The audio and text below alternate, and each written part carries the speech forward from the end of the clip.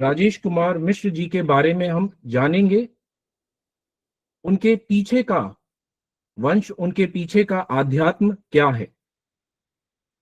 सबको पता है कि वेद वेद जिनकी उत्पत्ति किसी को नहीं पता कैसे हुई।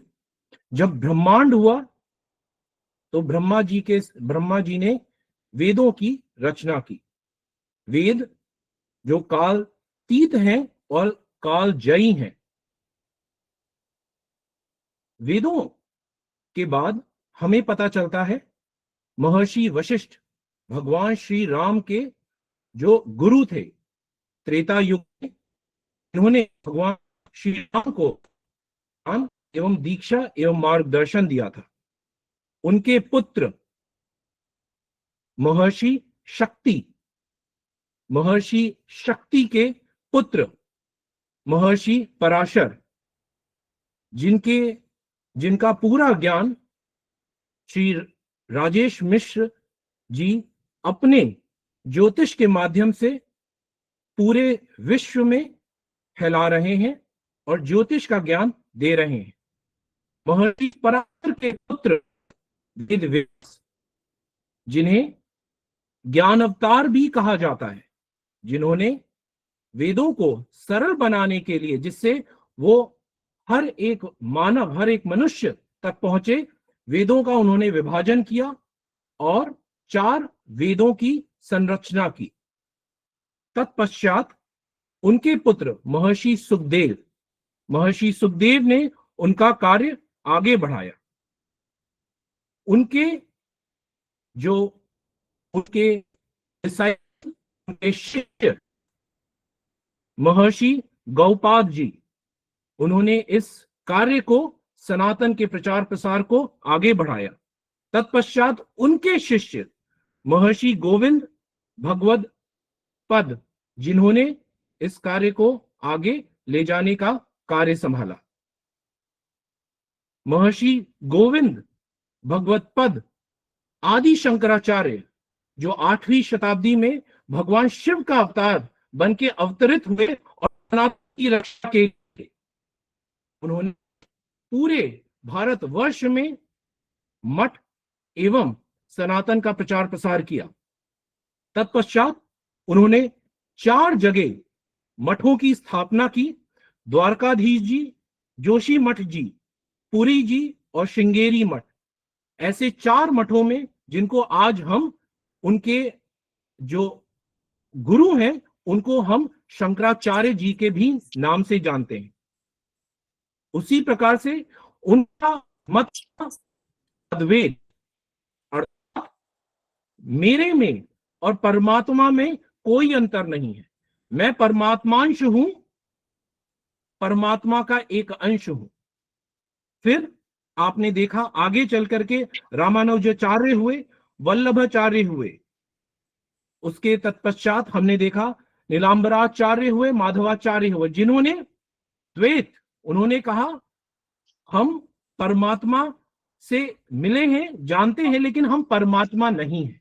तो द्वैत का प्रसार किया। शंकराचार्य की इसी सोच को, इसी थिंकिंग को आगे बढ़ाते हुए धर्म सम्राट करपत्री जी महाराज ने धर्म संघ की स्थापना की 1907 में। तत्पश्चात उन्होंने सनातन और धर्म जागरण का काम आगे बढ़ाया। उनके जो शिष्य, जिनकी अभी हमने साक्षात सरस्वती चार्य, ऐसे श्री राम सागर मिश्र, जिन्होंने 11-12 की अल्प आयु में ही सरस्वती चालीसा का निर्माण किया। उनके पुत्र हैं जो आपके सामने अभी बैठे हुए हैं, श्री राजेश कुमार मिश्र जी। श्री राजेश कुमार मिश्र जी, उनके दादाजी, जिन्होंने रामचरितमानस लोगों का उपचार किया, लोगों का दुख दारिद्र्य दूर किया। एक घटना है कि एक बार जब वो लगभग 80-85 साल के थे तो वो बीमार पड़ गए और वो उन्होंने खाट अर्थात एक चारपाई पे वो आराम करने लगे। और वो आगे, लेकिन उनकी इच्छा थी कि वो जाएं और गंगा स्नान करें। उन्हें राम हम ना कि राम रक्षा स्तोत्र का पाठ करते हैं, उसकी एक ही चौपाई, भर जन्म बीजा नाम मर जन्म सर्जनम नाम राम रामेति गर्जनम, ऐसा उन्होंने करते हुए वो उठे, इसका 3 बार उच्चारण किया और वो मां गंगा तक गए, वहां स्नान किया। तत्पश्चात उन्होंने 110 वर्ष की आयु में अपने प्राण त्यागे और वो स्वर्गवास हुए।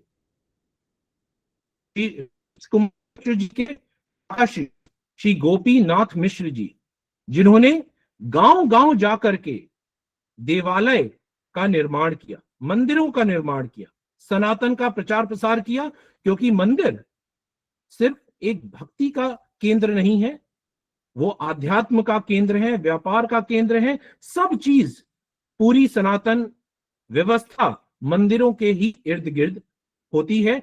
उस चीज को इनके काकाश्री ने बहुत कम अवस्था में जान करके मंदिरों का निर्माण किया। श्री रमेश कुमार जी की संपूर्ण विद्या संपूर्णा विश्वविद्यालय से हुई, जहां पर उन्होंने ज्योतिष गणना का ज्ञान सीखा। उन्होंने वहां मंत्र रचना, विधि एवं सूत्रों का अध्ययन किया। 1 वर्ष की जो कठिन तपस्या है, उन्होंने ये पूरा ज्ञान 3 से 3.5 माह में ही समाप्त किया। इनके जी, उन्होंने एक ऐसा अद्भुत सॉफ्टवेयर बनाया है जो सूर्य सिद्धांती है। आज के दिन में हम अनगिनत ज्योतिषों से मिलते हैं, अनगिनत एआई ड्रिवन एस्ट्रोलॉजर से मिलते हैं। वो सब क्या करते हैं? वो सब चंद्र के हिसाब से गणना करते हैं। और मात्र पूरे विश्व में एक ऐसा सिस्टम है जो सूर्य सिद्धांती है, जो विनय कुमार झा जी, जो गुरु जी के हमारे गुरु जी के गुरु जी हैं, उन्होंने उसकी संरचना की है। राजेश कुमार मिश्र जी ज्योतिषाचार्य का सिर्फ एक ही लक्ष्य है, ज्योतिष जिनको वेदों का नेत्र कहा गया है, उससे सारे दुख दूर किए जाएं, सनातन का प्रचार प्रसार किया जाए, एवं एक ऐसी विद्या जो सबके लिए लाभदायक हो। इसीलिए उन्होंने एक गुरुकुल ही निर्माण किया, काशी गुरुकुलम, जिसका एक ही ध्येय है, श्रुतुम में गोपाय, मेरी विद्या मेरा ज्ञान सिर्फ दूसरों के लिए ही सहायता के लिए काम हो, उन्हीं के लिए ही उसका प्रयास, उसके लिए ही, दूसरों के लिए ही इस ज्ञान की उत्पत्ति हो, उसके लिए ही उस ज्ञान से दूसरों का भला हो। मैं अगले शायद आधे घंटे तक गुरु जी का व्याख्यान कर, क्योंकि मैं उनका एक शिष्य हूं, लेकिन मैं अब पीछे हटूंगा और मैं विनती करूंगा आदरणीय ज्योतिषाचार्य श्री राजेश कुमार मिश्र जी से कि वो सांख्य एवं मनुष्य उत्पत्ति, मानव उत्पत्ति, कर्म कर्म और धर्म, इन सब का विश्लेषण करें। प्रणाम गुरु जी, आप प्रस्तुत होइए।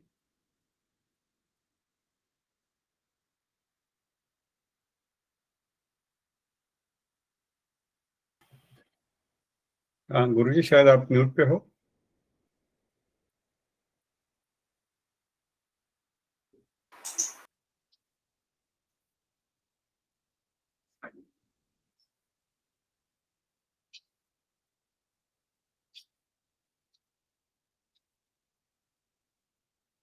ॐ ध्यायेताजानुकामं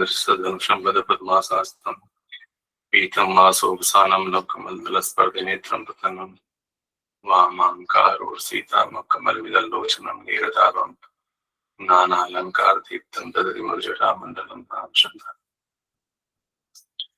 रामो राजमणि सदा विजयते रामं रमेशं भजे रामेणाभियतानि साचर्चमो रामाय तस्मै नमः रामानास्ति परायणं भर्तरं रामस्य दासोऽस्म्यहं रामे चित्तलय सदा भवतु मे भो राम मामोद्भरत् भर्जनं भवबीजानां मर्जनं सुखसम्पदां तर्जनं जमदूतानां राम रामेति गर्जनम्।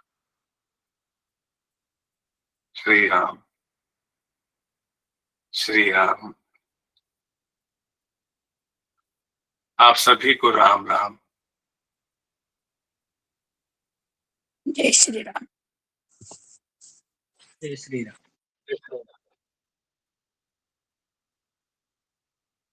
आप सभी यहाँ आए इसके लिए भी आप सभी को प्रणाम। आपके अंदर बैठे हुए उस ईश्वर को प्रणाम।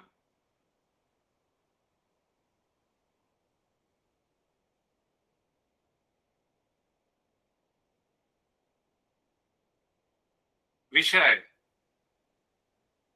मैं यही सोच रहा था कि ये जो अध्यात्मवारी है, नाम बहुत ही सुंदर है। इस संसार में समस्याओं का केवल एकमात्र विकल्प अगर मैं समझता हूं तो अद्वैत और अध्यात्म ही है। हम सभी स्वयं को जाने, यही वास्तविक आत्मज्ञान है। ब्रह्मसूत्र का जो पहला सूत्र है वही जिज्ञासाधिकरण।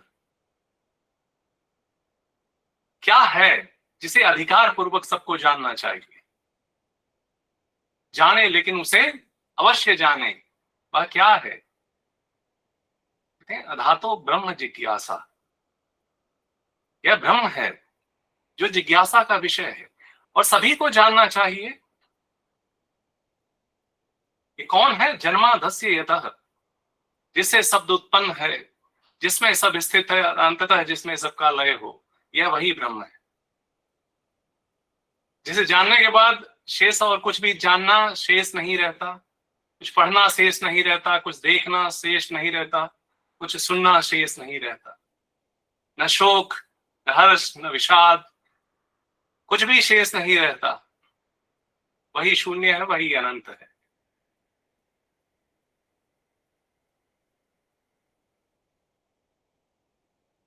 मुझे बताया गया कि मुझे सांख्य योग पर कुछ कहना है। कृष्ण ने कहा न ही सांख्य समम ज्ञानम। सांख्य के तुल्य तो कोई ज्ञान ही नहीं है और योग के तुल्य कोई बल नहीं। विषय जब सांख्य और योग का आता है तो ऐसी स्थिति में ज्ञान और बल की पराकाष्ठा है सांख्य योग, जिसे जान लेने के बाद, समझ लेने के बाद सृष्टि की कोई भी चीज आपको विचलित नहीं कर पाती। और आजकल तो ये और भी जरूरी है, मशीनें स्वतंत्र हो रही हैं, आत्मनिर्भर हो रही हैं। अब आपकी आवश्यकता नहीं। और मशीनी युग में आप अपने से इतना दूर चले गए कि खुद को भूल बैठे। अब मशीनों को आपकी आवश्यकता नहीं, एआई का युग है।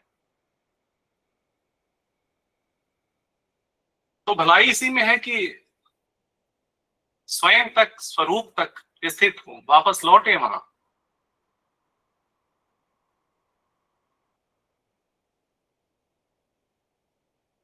प्रारंभ कहां से किया जाए, इसे विषय यह उठता है। सांख्य को कहां से प्रारंभ किया जाए? इसे कर्म से लेकर शुरू किया जाए, व्यक्ति की स्थिति से लेकर किया जाए, समाधि से लेकर किया जाए, विचार से लेकर किया जाए? आखिर प्रारंभ कहां से किया जाए सांख्य को? ये तो संख्यात्मक है।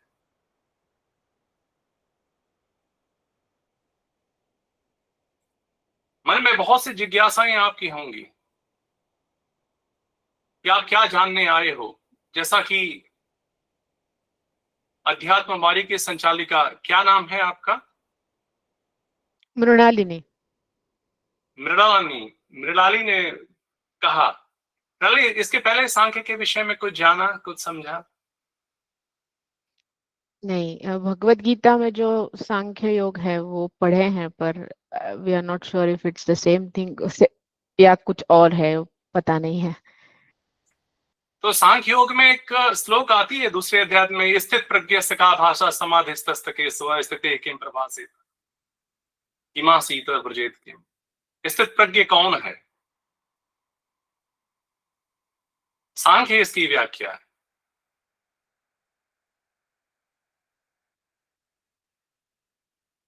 इस स्वप्न रूपी आभासी संसार को सत्य मानकर सोए हुए व्यक्ति को जगाने का नाम सांख्य है। या निशा सर्वभूतानां तस्याम जागृति संयमी यस्याम जागृति भूषानाम सा निशा पश्यतो मुने। इस संसार को, इस स्वप्न रूपी संसार को सत्य माना हुआ व्यक्ति ही सोया है, क्योंकि सोए में ही स्वप्न देखा जाता है। और जिसने इस जगत को स्वप्न मान लिया, वास्तव में वही जागा हुआ है।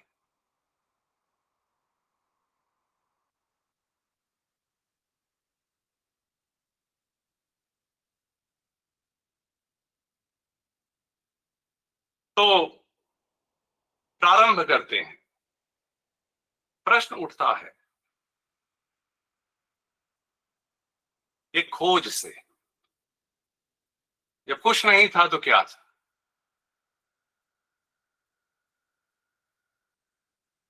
जैसे अगर साइंटिफिकली देखें तो बिग बैंग के पहले क्या था? इस संसार की उत्पत्ति बिग बैंग के बाद होती। उसके पहले क्या था?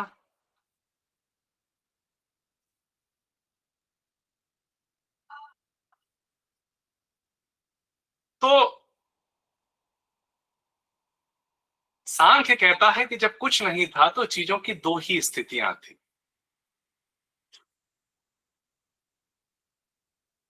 अव्यक्त। चीजें जब कुछ नहीं थी तो अव्यक्त थी, हम नहीं जानते वो क्या था। लेकिन वहां दूसरा कुछ नहीं था। एक ई धातु से बना है। ई धातु का तात्पर्य हुआ डायनामिक, उसमें गति है, जड़ता नहीं है।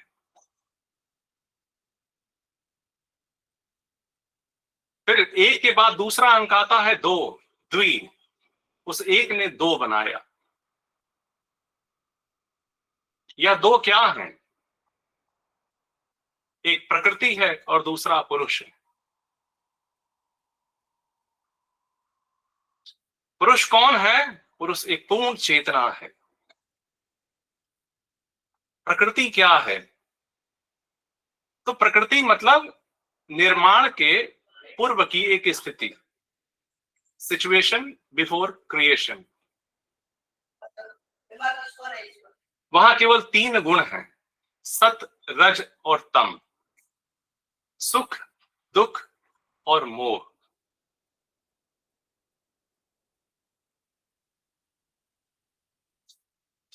सत मतलब सुख, रज मतलब दुख और तम मतलब मोह। यह सुख, दुख और मोह ही है जो इस संसार में संपूर्ण निर्माण का आधार है। हम आप जो कुछ भी हैं किए जा रहे हैं, सुख की कामना से, दुखों से बचने के लिए, या किसी के मोह में पड़कर। अगर ये तीन चीजें ना हो तो किसी को भी कुछ भी करने की आवश्यकता नहीं हो, तो गुणातीत हो गया। सुख चाहिए नहीं, दुख है नहीं, किसी से मोह नहीं, तो क्या जरूरत है कुछ करने की?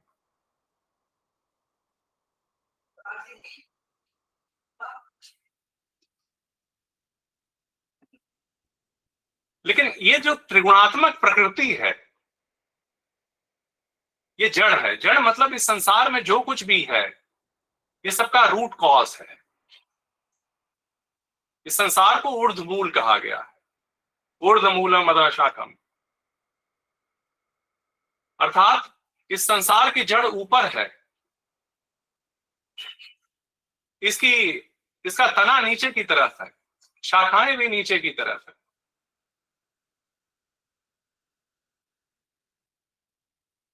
तो यहां शुरुआत ऊपर से होती है, प्रकृति सबकी जड़ है, इसलिए वह सबसे ऊपर है।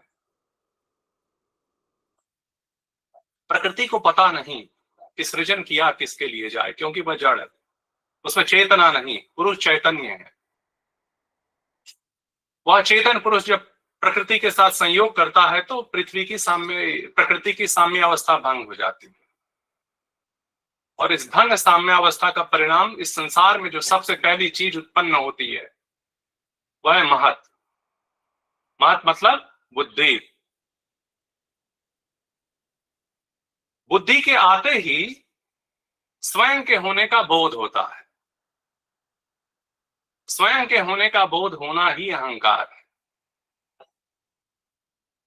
बुद्धि ये बताती है मैं हूं, और मैं हूं यही अहंकार है।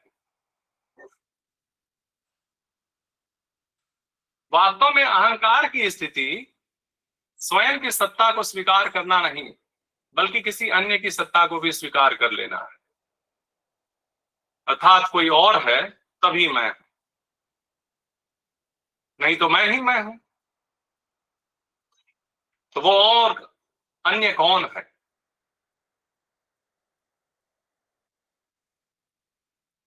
तो और अन्य कौन है जब घुप अंधेरा हो, कुछ ना हो, शून्य की अवस्था में हो, किसी अन्य को जानने के लिए सबसे पहले क्या होता है?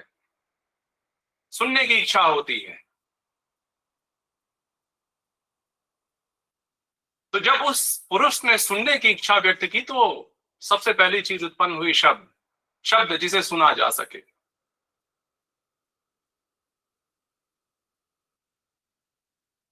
जब कोई चीज सुनाई देती है तो इच्छा होती है कि उसे स्पर्श किया जाए, छू कर जाना जाए कि छूने में कैसी है। ये जो दूसरी चीज उत्पन्न हुई स्पर्श की, देखने की इच्छा होती है। आप अंधेरे में बैठे हो, कहीं किसी अन्य के बारे में पता करना हो तो सबसे पहले कोशिश करते हो कहीं कोई आहट तो नहीं आ रही है, सुनने की पहले कोशिश करते हो। जब सुनाई दे जाता है तो उसे छूने के लिए उस तरफ जाते हो, स्पर्श करके पता लगाते हो क्या है। छूने की इच्छा का नाम ही स्पर्श है। फिर देखने की इच्छा होती है, देखना ही रूप है। स्वाद लेने की इच्छा, स्वाद लेने की इच्छा ही रस है। सूंघने की इच्छा गंध है। शब्द, स्पर्श, रूप, रस और गंध, ये 5 तन्मात्राएं हैं। वास्तव में आप किसी इस संसार को सुन करके, देख करके, छू करके, स्वाद लेकर और सूंघ कर ही जान पाते हो। यही 5 तरीके हैं संसार को जानने के। यही 5 तन्मात्राएं जिन्हें शब्द, स्पर्श, रूप, रस, गंध कहा गया। शब्द कहां रहे? तो शब्द के लिए आकाश बना। आकाश में केवल एक ही गुण है, इसे सुना जा सकता है, स्पर्श नहीं किया जा सकता, देखा नहीं जा सकता। तो स्पर्श किसे किया जाए? तो आकाश से वायु की उत्पत्ति हुई। वायु में 2 गुण हैं शब्द का। वायु को आप सुन सकते हो, दूसरा स्पर्श, आप इसे छू सकते हो। लेकिन वायु में रूप का गुण नहीं, आप वायु को देख नहीं सकते। तो इन दोनों ने मिलकर जो तीसरी चीज बनाई वो थी अग्नि। अग्नि में 3 गुण हैं। शब्द आवाज कर सकती है, आप अग्नि को सुन सकते हो। स्पर्श, आप छू सकते हो, अग्नि बता देगी मैं अग्नि। रूप, आप अग्नि को देख भी सकते हो, लेकिन अग्नि का स्वाद नहीं लिया जा सकता, जीभ जल जाएगी, उसमें रस का गुण नहीं। इसलिए इन तीनों ने चौथी चीज बनाई, वह थी जल। जल में 4 गुण हैं। शब्द का आवाज भी करता है, स्पर्श आप छू भी सकते हो, रूप यह दिखता भी है, रस इसका स्वाद भी ले सकते हो, लेकिन इसमें कोई गंध नहीं है। आप इसे सूंघ नहीं सकते। ऐसी स्थिति में इन चारों ने मिलकर जो 5वीं चीज बनाई वह थी पृथ्वी। पृथ्वी में 5 गुण हैं। शब्द का आप पृथ्वी को थपथपाओ, आवाज आएगी, स्पर्श आप छू सकते हो, रूप दिखती है, रस स्वाद ले सकते हो इसका, और इसमें एक अतिरिक्त गुण है गंध का, आप इसे सूंघ भी सकते। इस तरह से क्रमशः 1 से अधिक गुण के होते ये जो चीजें बनी स्थूल, पहली बार संसार में ये स्थूल चीजें ने पंच महाभूत कहा गया। आकाश, वायु, अग्नि, जल, पृथ्वी। अब ये आधारभूत पंच भौतिक चीज, तो वास्तव में देखा जाए तो जो अहंकार है ना, इससे 3 चीज है। मूल प्रकृति से बने हुए सात्विक, राजस और तामस। विषय ध्यान रखिएगा, थोड़ा सा जटिल है, चाहे तो आप लोग पेन और पेपर उठा के इसे लिख भी सकते, ये बहुत ही काम आएगी चीजें आपकी, क्योंकि इसके आगे जो चीजें बताई जाएंगी वास्तव में कृष्ण ने जो गीता में समत्व भाव कहा है, साधना कहा है, समाधि कहा है, उसकी सारी व्याख्या ही आगे। इसीलिए उन्होंने कहा न ही सांख्य समम ज्ञानम। इसे जान लेने के बाद संसार में कुछ जानना श्रेष्ठ नहीं, शेष नहीं रह जाता।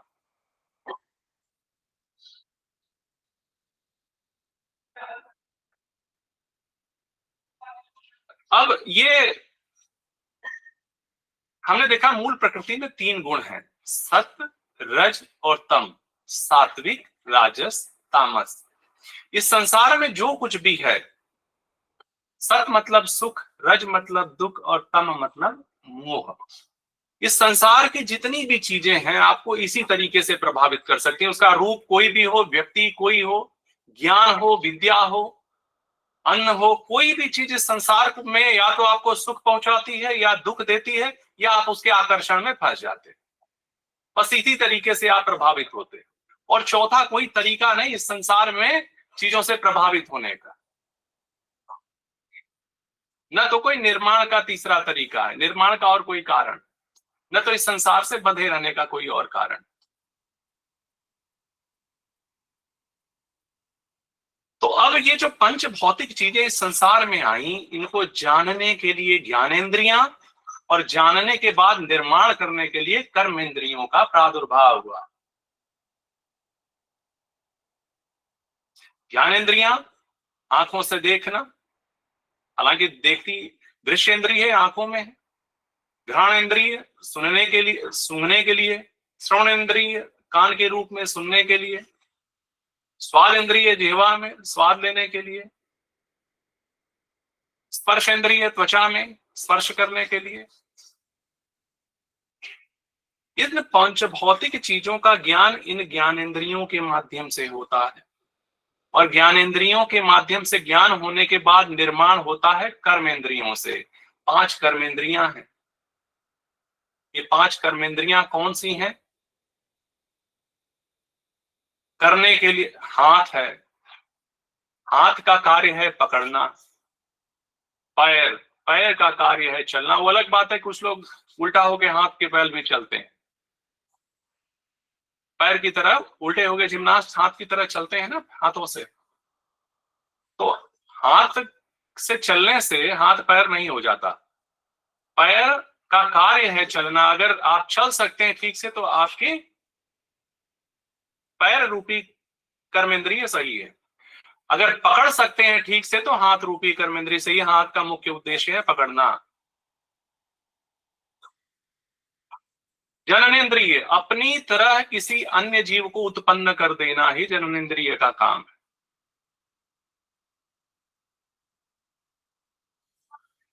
पायु शरीर के जो मल इत्यादि उत्सर्जित पदार्थ हैं इनको बाहर निकालने का काम। मलद्वार, त्वक, वाणी, बोलने के अंदर जो हमारी इंद्रिय है, ये 5 कर्मेंद्रियां हैं और इनके साथ इनका राजा मन। तो इस तरीके से सांख्य के ये 25 मूल तत्व हैं। 5 कर्मेंद्रिय, 5 ज्ञानेंद्रिय, 1 मन, 5 तन्मात्राएं, 5 महाभूत, 1 अहंकार, 1 बुद्धि और 1 मूल प्रकृति। इस तरह से जड़ प्रकृति के ये 24 मुख्य तत्व हैं और 5वां एक अतिरिक्त तत्व है, वह है चेतन पुरुष। इस तरह से ये 25 तत्व हैं जिससे ये पूरा संसार बना हुआ है।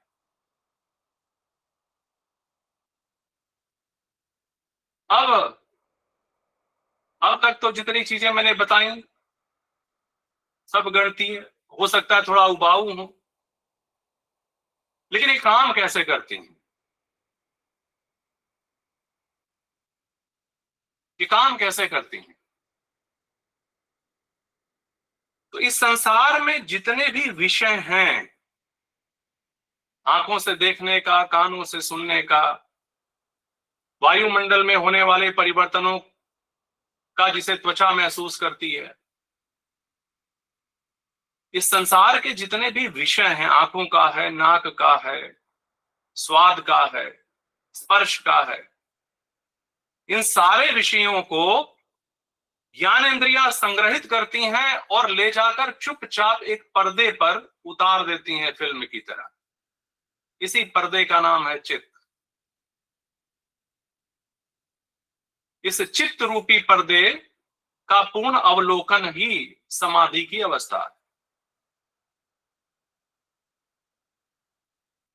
क्यों? क्योंकि इस पर्दे के पीछे, इस पर्दे को देखता कौन है? इस पर्दे को देखती है जीव आत्मा, जो आप हो आत्मिक रूप से।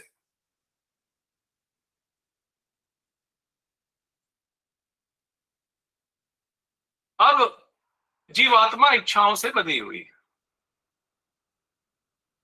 परिणामतः वो जैसी इच्छा करती है, ये जो जितने भी विषय संसार के चित्त रूपी पर्दे पर एक प्रतिबिंब, आभासी प्रतिबिंब रूप में आ रहे हैं, एक चित्र के रूप में आ रहे हैं, उसके लिए जीवात्मा एक आभासी, वो जैसी कल्पना करती है उसी तरह का चित्र बनने लगता है उस पर्दे के ऊपर, चित्र रूपी पर्दे के ऊपर।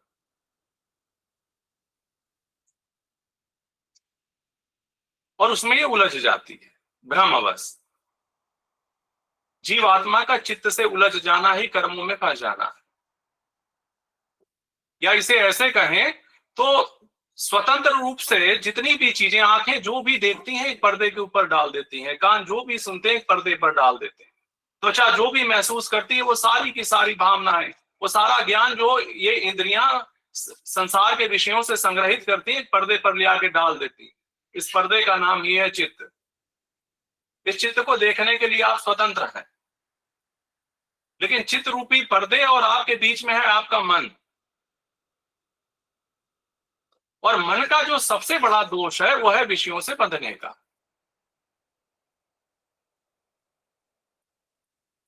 ये वही देखता है जो इसे अच्छा लगता है, ये वही सुनता है जो इसे पसंद है। आंखें तो सब दिखाती हैं, लेकिन मन वही देखता है जो इसे अच्छा लगता है, इसे इसकी उपेक्षा कर देता है।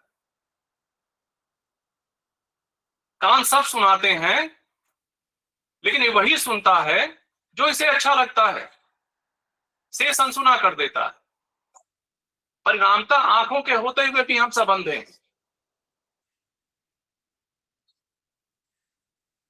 कानों से सुनाई देते हुए भी हम सब बहरे हैं, क्योंकि हम सुनते ही नहीं। कान तो सब कुछ सुना रहे हैं, आंखें तो सब कुछ दिखा रही हैं, हम देखते ही नहीं। सब कुछ उपेक्षित करते जाते हैं। परिणामतः उपेक्षित करते आपका जीवन, जब स्वयं ऐसी अवस्था में आप पहुंचते हो कि उपेक्षित हो जाते हो, तो बड़ा कष्ट होता है जीवन में। जिनके लिए किया आज वही हमारे साथ नहीं।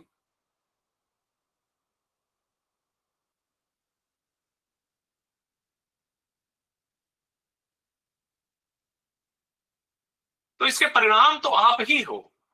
जब आंखें सब दिखा रही थी तो देखा क्यों नहीं?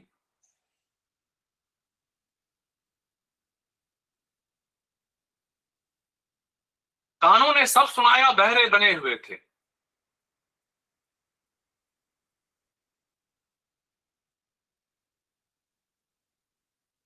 तो वास्तव में ये मुक्ति का पथ है, ये सचेष्ट हो जाने का पथ है। कृष्ण कहते हैं कैसे? जड़ की तरफ लौटो।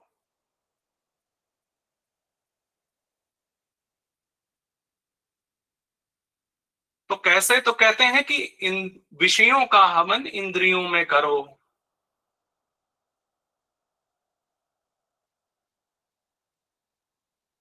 संसार के जितने भी विषय हैं उन सबकी हवी डाल दो इन ज्ञानेंद्रियों में। उदाहरण, एक ऐसी अवस्था में लाओ कि जो देखना था इस संसार में हमने सब देख लिया, अब कुछ देखना शेष नहीं। जो सुनना था सब सुन लिया, अब सुनना कुछ शेष नहीं। जो कुछ महसूस करना था सब कुछ कर लिया, अब कुछ करना शेष नहीं। यही है विषयों का इंद्रियों में हवन, हवि। भस्म कर डालो विषयों को अपनी इंद्रियों में।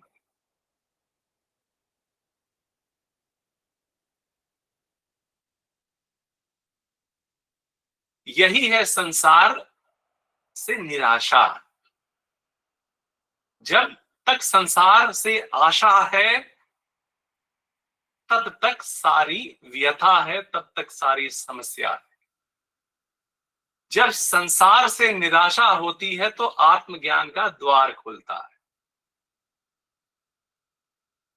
आत्मज्ञान का द्वार कैसे खुलता है? अभ्यास से।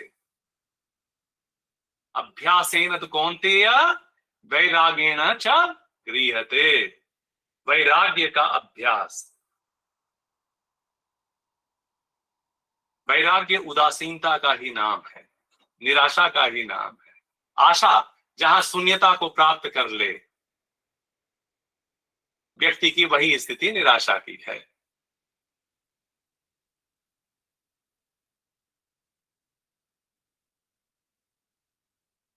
तो जब विषयों से, अब विषयों,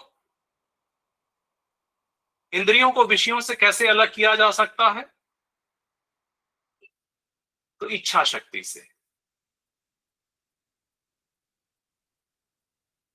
मन को कैसे नियंत्रण में किया जा सकता है? संकल्प शक्ति से। इच्छा शक्ति और संकल्प शक्ति में अंतर। इच्छा शक्ति स्वयं को उस स्थान से दूर हट जाने का नाम है। वो सारी चीजें जिनको देखने का मन करता है आप वहां से हट जाओ, स्वयं को अलग करो। न वहां रहूंगा न देखूंगा, न वहां रहूंगा न सुनूंगा, ये तो आपके हाथ में है। लेकिन मन का क्या किया जाए? आप वहां से हट जाओगे लेकिन मन वहीं रहेगा। मन को कैसे वहां से हटाओ? जितना भागोगे तो वहीं उतना चिपका रहेगा, ना सोचते हुए भी सोचते रहोगे।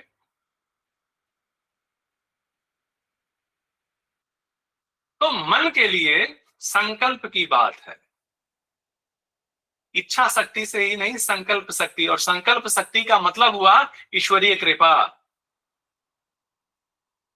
सदैव ईश्वर का चिंतन करते रहो ताकि दिमाग में और कुछ प्रवेश करने के लिए खाली स्थान ही न बचे। जब खाली बैठो तो उसी ईश्वर का चिंतन करो।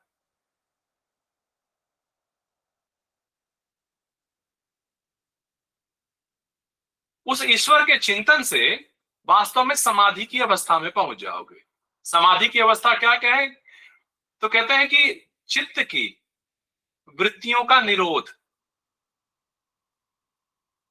जिस चित्त की बात मैंने की थी,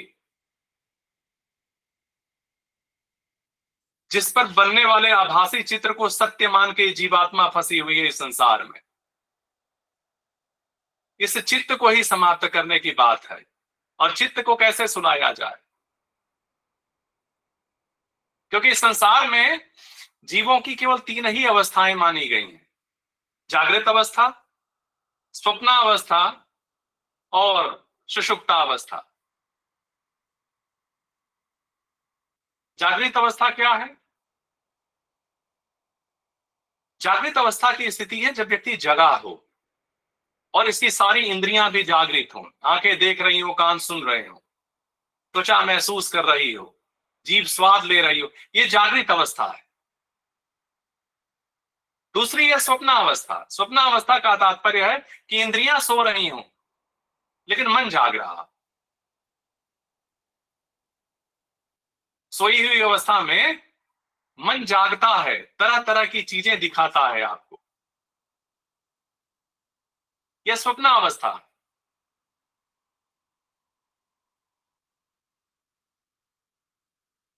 तीसरी अवस्था सुषुप्तावस्था है। सुषुप्तावस्था एक ऐसी अवस्था है जिसमें इंद्रियां भी सो जाती हैं, मन भी सो जाता है। और वास्तव में ये एक ऐसी गहरी अवस्था होती है जिसमें आपको ब्रह्मलोक की अनुभूति हो जाती है। अगर सुषुप्तावस्था ना आए व्यक्ति के जीवन में तो जिंदा ही नहीं रह पाएगा, वो जीवन के लिए आवश्यक है।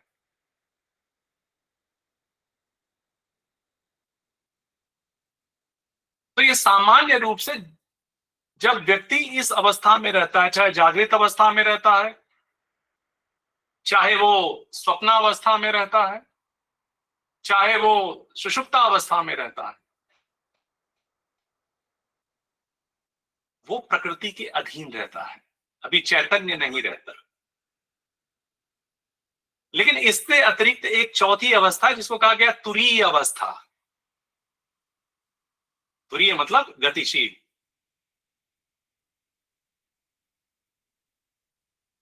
तुरीय अवस्था में सोया हुआ मनुष्य भी, कि जीवात्मा भी जागृत और चैतन्य रहती है।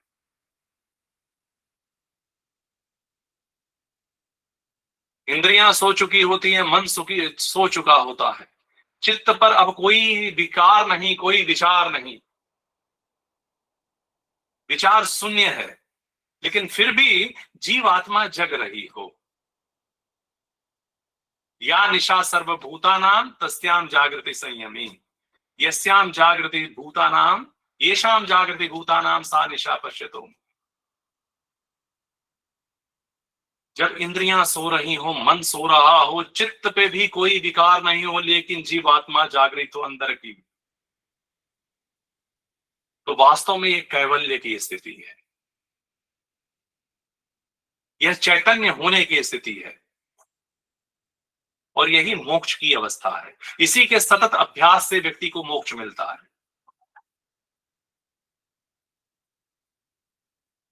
जो अर्जुन पूछते हैं ना, स्थित प्रज्ञ से का भाषा समाधि स्तस्त केशव, हे कृष्ण स्थिर प्रज्ञ कौन है? कब मान लिया जाए कि व्यक्ति की बुद्धि स्थिर हो गई है, उसका चित्त शांत है, उसमें कोई विकार नहीं है। वृत्ति मतलब विचार। चित्त में उत्पन्न होने वाला कोई भी विकार तब उत्पन्न होता है जब वो समाधि से अलग हटता है। और जब विचार शून्य चित्त होता है तो वही समाधि की स्थिति होती है।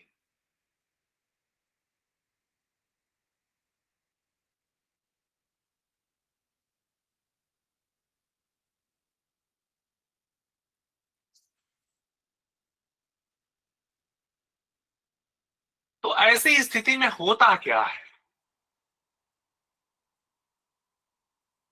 जब समाधिस्थ हो जाता है व्यक्ति, जब विचार शून्य हो जाता है व्यक्ति, तो उसमें एक क्षमता उत्पन्न हो जाती है स्वनिर्माण की।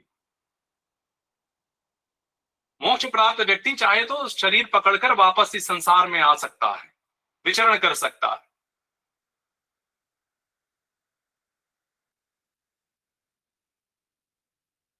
ब्रह्मा जी सृष्टिकर्ता हैं, लेकिन सृष्टि बनाते कौन है? सृष्टि का निर्माण कौन करता है? ऋषि करते हैं। हम सभी के मूल में हमारा नाम है।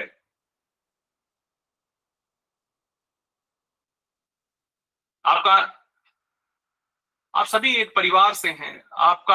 आपके पिता का एक नाम है, आपके दादा का एक नाम है, परदादा का एक नाम है। आपसे पूछा जाए आप उनका नाम बताते जाएंगे, लेकिन एक सीमा के बाद अगर मैं परदादा का नाम पूछूंगा तो बहुत बिरले लोग हैं जिन्हें याद होगा, और उसके ऊपर तो शायद किसी को भी नहीं होगा। लेकिन हाँ, सबको ये पता है कि उसके मूल में उसका गोत्र है। आप किस गोत्र से हो? और गोत्र के मूल में ऋषि हैं, इसलिए ऋषि ही हमारे पिता हैं। ऋषि कौन है?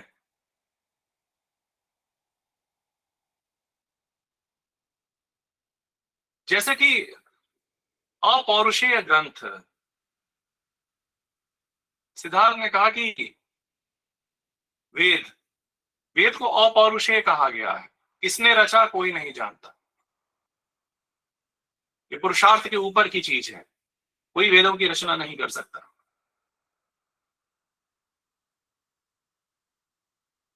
वेदों में मंत्र नहीं है, वेदों में ऋचाएं हैं। इन ऋचाओं में ही इन ऋचाओं के शब्दों में ही मांत्रिक प्रभाव है। ऋषि उन शब्दों को देख लेते हैं, इसलिए ऋषि मंत्र दृष्टा, ऋषियों को मंत्र दृष्टा कहा गया। और इस मंत्र के प्रयोग से कभी ये मंत्र औषधि की तरह काम करते हैं, कभी ये अस्त्र की तरह काम करते हैं, कभी आहार की तरह काम करते हैं, कभी निर्माण की तरह कार्य करते हैं। हम सभी के मूल में ऋषि हैं। और ये सारे के सारे जो मुक्तावस्था, यानी जो व्यक्ति समाधि की अवस्था में मुक्त हो जाता है, वह चाहे तो स्वयं का निर्माण कर सकता है, लेकिन ऋषि नहीं बन सकता। ऋषि तो केवल ईश्वरीय कृपा से बनते हैं, जिनमें क्षमता होती है कि वो मंत्रों को देख सकें।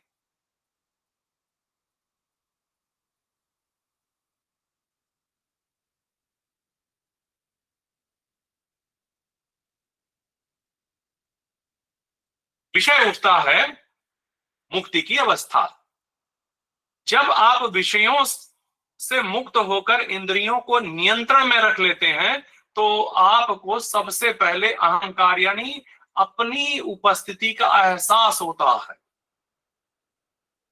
कि मैं हूं। नहीं तो विकास के क्रम में आप भूल जाते हैं कि आप कौन हो। अगर स्वरूप का भान हो जाए, ज्ञान हो जाए, तो इससे अच्छा और क्या है। अहंकार एक ऐसी स्थिति है जहां आप स्वयं को जानते हो। वास्तव में यह भी एक मुक्ति की स्थिति है। यह भी 3 तरीके से है। पहला, मैं ही मैं हूं, मेरे अतिरिक्त और कुछ है ही नहीं, अहम ब्रह्मास्मि। यह पृथ्वी भी मैं, यह जल भी मैं, पशु भी मैं, पक्षी भी मैं, संसार में जो कुछ भी है वह मैं ही हूं।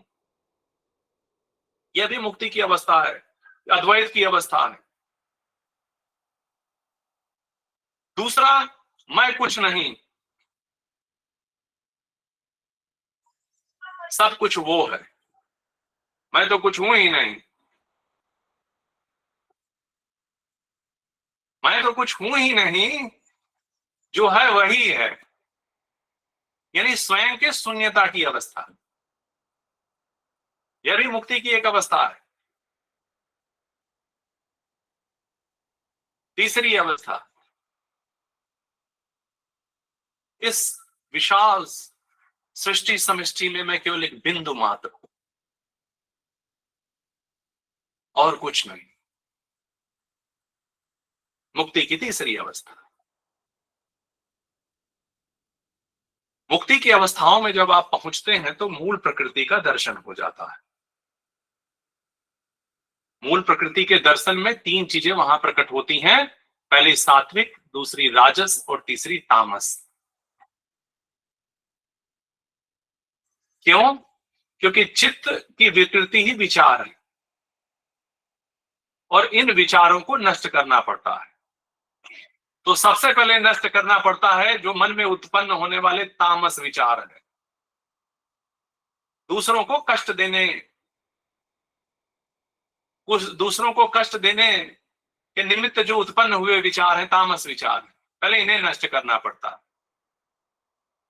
दूसरा, सुख, इंद्रिय भोग संबंधी राजस विचारों को नष्ट करना पड़ता है और अंत में सात्विक विचारों को भी नष्ट करना पड़ता है।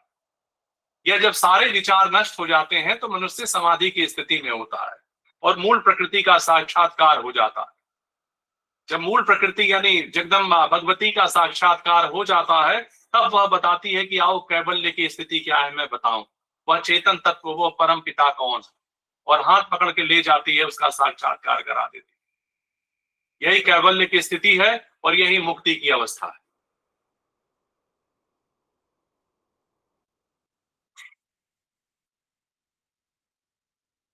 मेरे पास शायद 30 मिनट थे बोलने के या 35 मिनट। यह पूर्ण सांख्य है। सांख्य का विश्लेषण भोजन नहीं करेंगे अभी? बहुत बृहद है, यह अनंत ज्ञान है,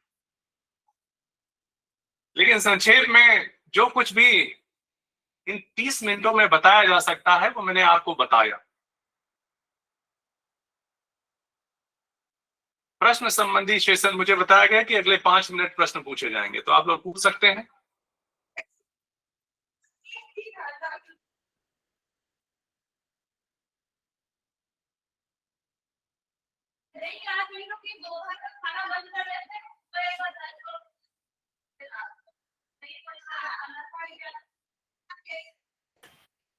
गुरुजी शायद विषय बहुत कठिन है।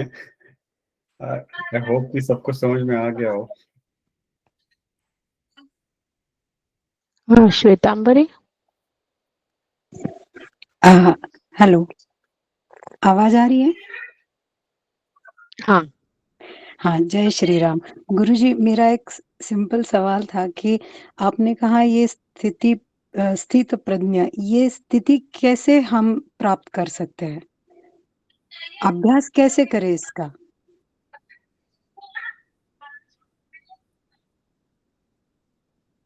तो अभ्यास न तो कौन थे या वैरागी न चक्रिय। प्रश्न अच्छा है कि अभ्यास कैसे करें और किस चीज का अभ्यास करें। तो व्यवहार में जो मन कहता है वो मत करो और इसी का अभ्यास करो, ये अपने आप वश में हो जाएगा। और जब तक मन की बात सुनती रहोगी तब तक परेशान रहोगी।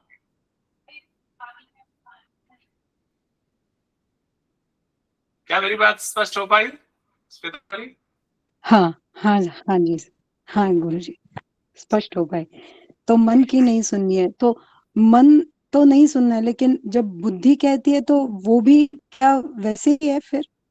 कभी बुद्धि ऐसा कुछ अलग करती है, कभी मन कुछ अलग कहता है, तो दोनों का ना सुन के सिर्फ भगवान के बारे में चिंतन करते रहने से भी हो सकता है अभ्यास? एकमात्र यही तरीका है, एकमात्र यही तरीका है कृष्ण का चिंतन। कर्षयति कृष्ण, जिसके आकर्षण से कोई ना बच सके, उस कृष्ण का चिंतन करो। राम का जाप करते रहो, मन को खाली छोड़ो ही मत कि कोई दूसरा विचार प्रवेश करे।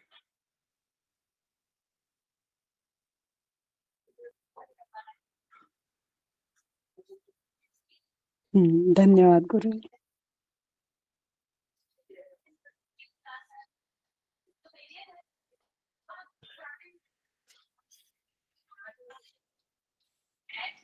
तो क्या आप सभी अपना वीडियो ऑन कर सकते हैं जिससे मैं आप सभी को देख सकूं? गिरीश कुलकर्णी जी, प्रश्न पूछ सकते हैं सर?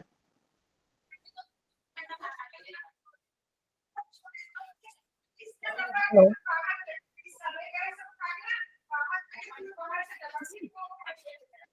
हाँ गिरीश जी बोलिए, आवाज आ रही है आपकी। मेरा सवाल ये है कि मन और बुद्धि हम बोलते हैं, लेकिन दोनों में जो फर्क है, सूक्ष्म फर्क होगा या मेजर फर्क होगा, वो समझ में नहीं आता। मन कहता है, बुद्धि कहती है, दोनों तो एक ही लगते हैं। तो मन कहाँ है और बुद्धि कहाँ है और दोनों में क्या फर्क है, ये मुझे जानना है।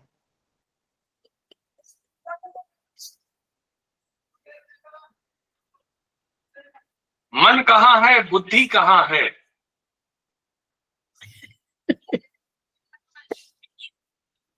और क्या प्रश्न है आपका? कि दोनों में फर्क क्या है?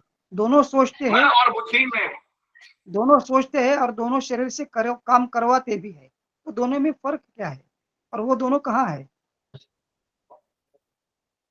तो बुद्धि आपकी तर्क क्षमता है, हाँ, जिसके प्रयोग से आप सही और गलत का भेद स्पष्ट कर सकते हो।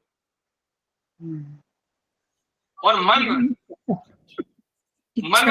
विषयों से बंधने का दुर्गुण लिए बैठा है। संसार के सारे विषयों में आसक्ति का नाम ही मन है। बुद्धि इससे परे है, तार्किक रूप से यह बता सकती है कि क्या सही है और क्या गलत है। यह बुद्धि ही है जो बताती है कि आपका एक स्वतंत्र अस्तित्व है, आप कुछ हो। बुद्धि ही आपको बताती है कि विवेक क्या है, विषयों से ऊपर कैसे उठो। यह मन नहीं बताता, मन मनमाना है। जीव आत्मा की जितनी भी इच्छाएं हैं, बस उनकी पूर्ति का साधन है मन, जो संसार के विषयों में उलझता है। इन दोनों में यही अंतर।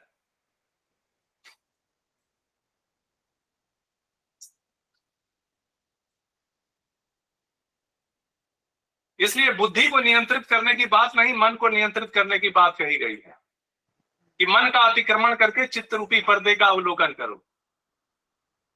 बुद्धि तो स्वतंत्र चिंतन और ईश्वर चिंतन के लिए प्रेरित करती।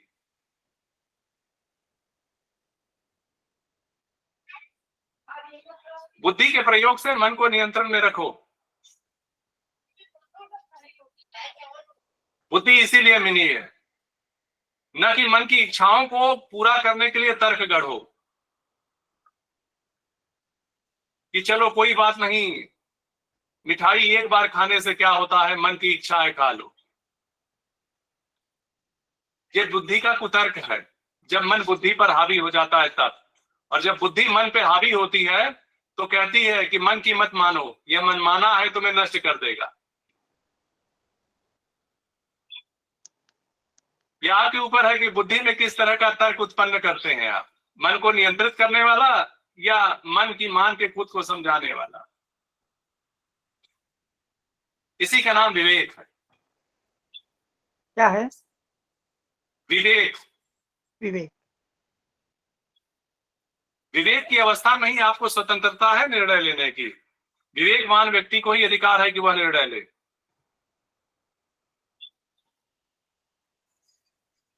और विवेक तब उत्पन्न होता है जब संसार के विषयों से ऊपर उठ चुके होते हो आप। क्या सही है क्या गलत है यह तब समझ में आता है जब हानि लाभ से ऊपर उठे हो, जब आप में कोई पक्षपात ना हो, आप समभाव से सब कुछ देख रहे हो,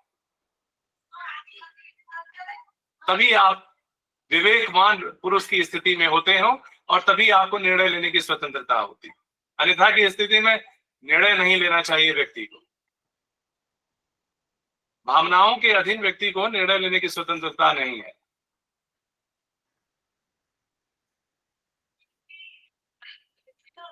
और कोई प्रश्न? नहीं सर, थैंक यू, धन्यवाद।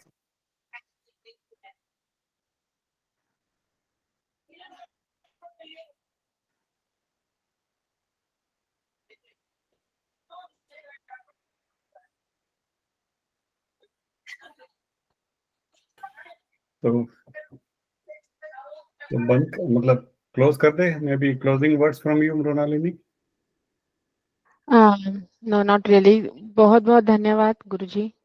ये सब कॉन्सेप्ट सुने हुए अब जब आपने बताए तब सुने हुए हैं ऐसे लग रहा है, नाम अलग था बस।